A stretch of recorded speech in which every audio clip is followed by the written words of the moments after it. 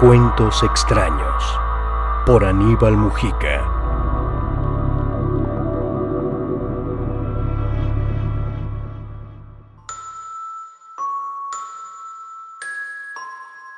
El mono debajo de la cama. Aquel miedo, aquella idea. Los locos no descansan. Ay, mi madre, yo no duermo. Aquella idea era locura. Locura fue gran parte de mi vida. Liber Falco. Poema Días y Noches.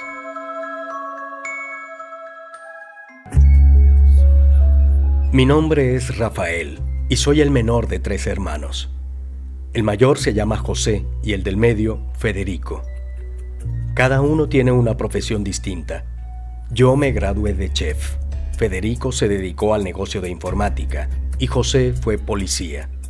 Hoy, a sus 55 años, vive de una modesta pensión y de administrar un pequeño bar. Nuestros reencuentros de fin de año solíamos hacerlos cerca del mar. En las noches encendíamos una fogata y nos sentábamos con nuestras familias a charlar mientras disfrutábamos de un buen vino. Nos animábamos cuando contábamos cuentos de fantasmas para asustar a los niños y a uno que otro adulto que luego se quejaba de no poder dormir. Yo fungía de narrador porque me apasionaba observar la cara de miedo de los oyentes. Pocas veces José tomaba la iniciativa de contar algún episodio, hasta aquel diciembre de 2015. Era casi medianoche. El público estaba cautivado por mis historias y decidí presionar a mi hermano para que me ayudara a mantener la atención del ambiente. José, tú eres el hermano mayor y debes haber escuchado y vivido más historias que nosotros. Comparte algo que nos hiele la sangre mientras yo voy por otra botella de vino, le dije con intención de retarlo. Su respuesta no me sorprendió porque sabía de su escepticismo. No creo en fantasmas, a los que hay que temer es a los vivos. Ante su respuesta, cambié mi solicitud. Entonces cuenta algo del mundo de los vivos, que asuste. Mi hermano se sorprendió con el desafío y me respondió. Está bien, pero solo porque insistes. Será la primera y última. No quiero que nadie se levante, se los advierto. Como saben, cuando terminé el bachillerato en Cumaná, viajé a Caracas a estudiar en la Escuela de la Policía Científica. Me gradué con honores e inicié mi carrera como detective. En esa época tenías que trabajar un par de años en una localidad rural y tuve la suerte de ser asignado a Guanta, un pueblo portuario, a 1 hora de distancia de Cumaná, en el que había algunas refinerías petroleras muy importantes. Fue eso lo que atrajo a muchos profesionales a vivir en esa localidad habitada hasta entonces por humildes pescadores. Cuando llegué, en abril de 1983, ya se habían construido urbanizaciones, escuelas, servicios y centros comerciales que exudaban prosperidad. Los primeros 3 meses me moría del aburrimiento, porque casi no pasaba nada. Pero eso cambió una noche de junio, cuando nos avisaron que había desaparecido un joven mientras paseaba a su perro. El hecho ocupó nuestra atención y con el resto de los agentes que trabajaban conmigo en la comisaría, nos dimos a la tarea de coordinar su búsqueda. El muchacho había desaparecido en una de esas urbanizaciones de clase media. Buscamos sin descanso con apoyo de los vecinos, pero la labor se tornó desesperante cuando el amanecer nos alcanzó sin resultados. Entonces salimos del perímetro y fuimos hasta un lugar conocido como La Laguna, un estero de poca profundidad que solía llenarse con agua de mar y a veces con las fuertes lluvias del invierno. Ahí encontramos flotando el cadáver del joven. Su cuello había sido fracturado con una fuerza descomunal. Su rostro tenía mordidas. Le habían arrancado grandes pedazos. Parecía obvio que lo había matado algo o alguien fuera de lo normal. Un detalle me llamó la atención. En el cuerpo se consiguieron unos pelos negros muy gruesos que no eran de él.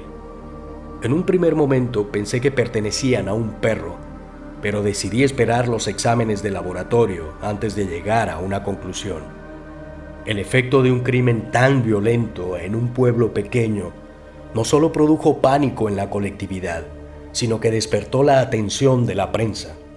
Los jefes que estaban en Caracas enviaron a gente experimentada a que me ayudara a atrapar al asesino. A 3 días de la llegada del grupo de agentes, apareció un segundo cuerpo.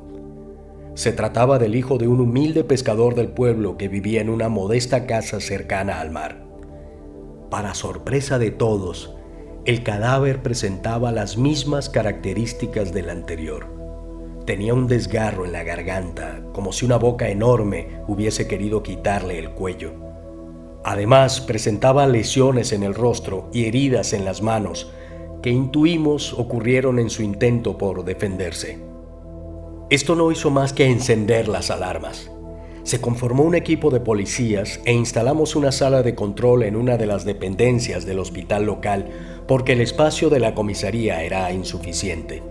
Entrevistamos a posibles testigos, inspeccionamos los lugares más recónditos del pueblo y revisamos los archivos policiales por si había algún delincuente con un modus operandi similar. A los 10 días apareció un tercer muerto. Era un niño que había sido raptado de su habitación y asesinado en un paraje lleno de maleza contiguo a la casa.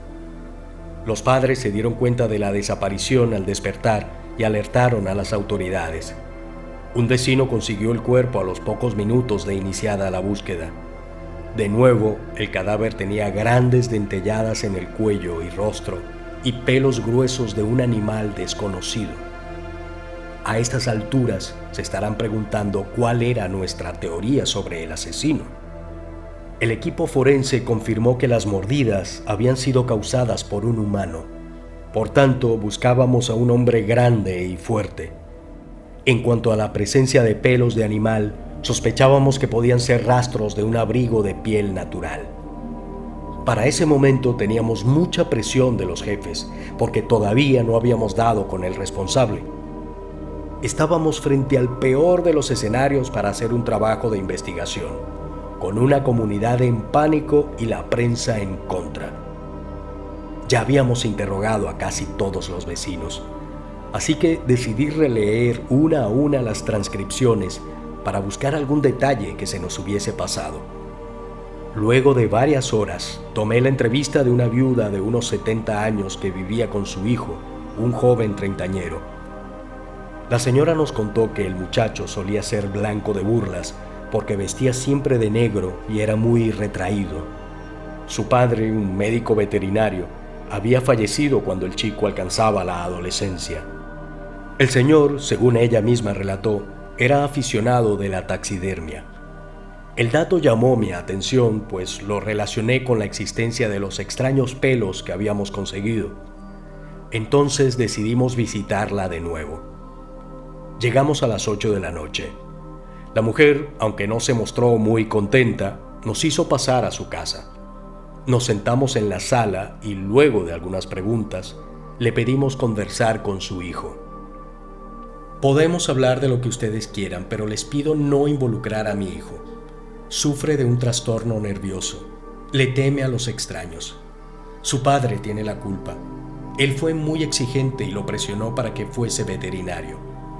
De pequeño le tenía terror a los animales y mi esposo lo obligaba a bajar al cuarto donde tenía sus experimentos para que dejara de ser miedoso.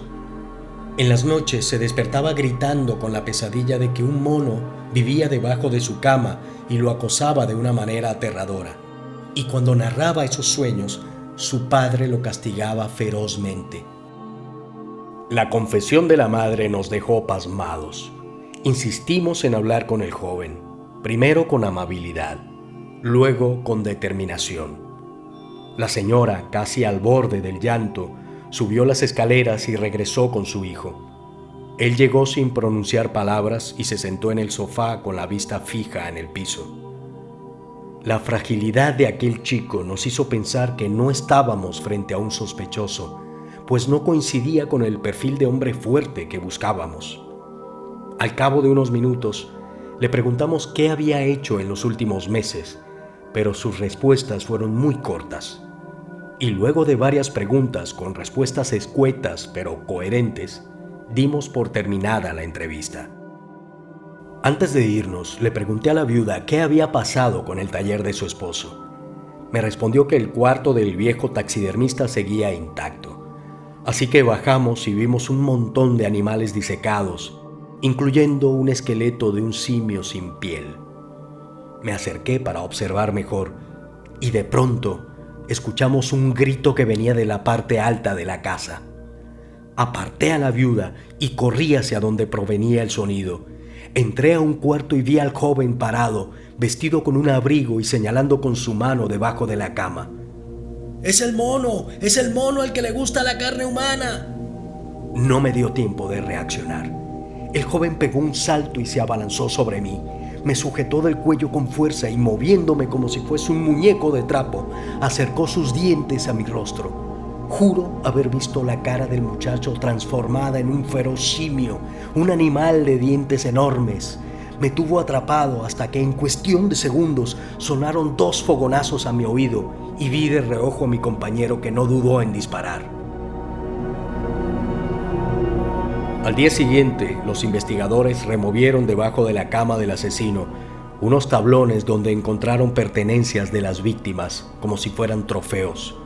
La cuerda con la que el primer joven paseaba a su mascota, un zapato del segundo y una pequeña manta del tercer fallecido.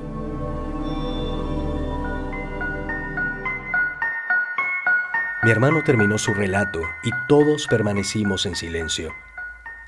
Aquella historia fue suficiente para que nunca más le pidiéramos a José que nos asustara con algún cuento del mundo de los vivos.